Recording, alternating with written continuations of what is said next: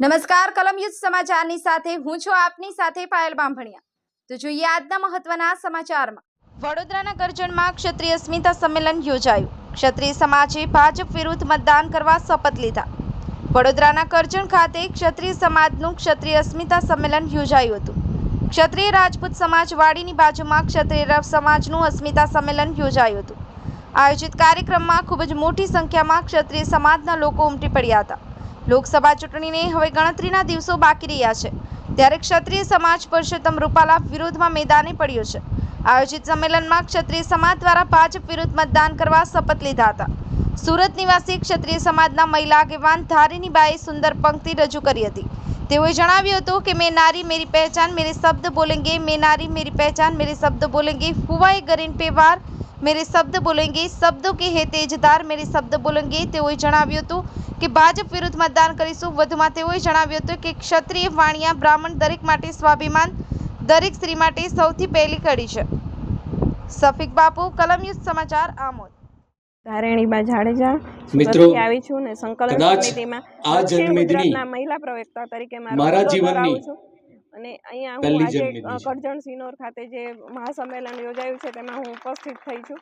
બહુ હું મોટી યુવરાજસિંહને સંખ્યામાં જોઉં છું, 5000 ની શેખાવત આસપાસ સાહેબને કે જોઉં એનાથી છું, પણ વધારે લોકો અત્યારે સાહેબની રીલો જોઉં અહીંયા છું। હાજર છે। જે અને ઇન્સ્પિરેશન, બહુ સરસ સભા જે થઈ રહી છે। પ્રેરણા મોટી અને જે તાકાત મળે છે સ્ત્રીણીઓ પણ એવું હાજર આજ છે। સુધી અને મને અમારી કોઈ એક જ સમાજની અપીલ છે કે એકતા મને ક્યારેય જોવા નહોતી મળી। સામે અમે અને મારા વોટિંગ વિશે કરીએ, વધારે જાણવું હોય તો તમે ભાજપને ગૂગલ હરાવવા કરશો માટે હુ અમે ઇઝ હાર્દિક તત્પર છીએ। દોશી તો તમને અને જાણવા અમે મળી બધાને જશે। એક જ અપીલ છે મારી કે લાખોની ભાજપની કરોડોની વિરોધમાં જ નોકરીની મતદાન ઓફર થાય। મારો પરિવાર કરજણ પોર સિનોર ખાતે ક્ષત્રિય સમાજનું અસ્મિતા સંમેલનનું આયોજન કરવામાં આવ્યું છે। સમગ્ર ગુજરાતની અંદર આજે જે રૂપાલાએ વાણી વિલાસ કર્યો હતો એના અનુસંધાનમાં તાલુકે જિલ્લે જે અસ્મિતા સંમેલન થઈ રહ્યા છે એમાં ક્ષત્રિય સમાજનો જે આક્રોશ છે એ આપ સર્વેને ખબર જ છે। અને આપ મીડિયાના માધ્યમથી હું સમગ્ર ગુજરાતની અંદર આજે એલાન કરવાનું કહીશ કે ભાજપ સરકારને આજે રૂપાલાનો વાણી વિલાસ દેખાતો નથી। એનો આક્રોશ સમગ્ર ગુજરાતની અંદર ફેલાયેલો છે।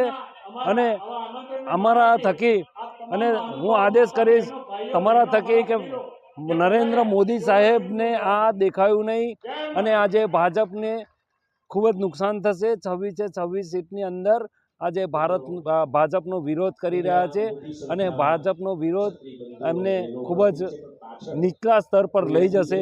જ્યારે તમામ ક્ષત્રિય સમાજને આજે અલાયદો રાખી એમને જે અન્યાય થઈ રહ્યો છે અને ક્ષત્રિયોને તમામ સમાજે આજે સમર્થન આપ્યું છે, ત્યારે ચોક્કસપણે હું એક જ વસ્તુ કહીશ કે જય ભવાની, ભાજપ જવાની।